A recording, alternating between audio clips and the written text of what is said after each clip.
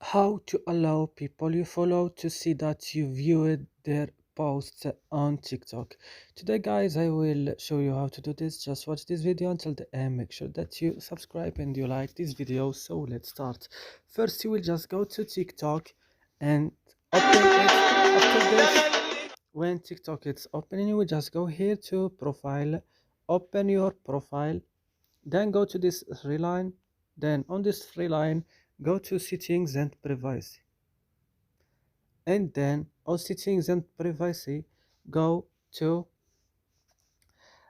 privacy,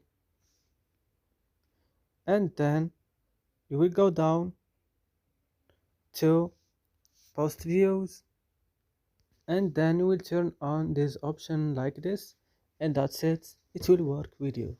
That's it guys, I hope this video is useful for you. Don't forget to like and subscribe in our channel. See you next.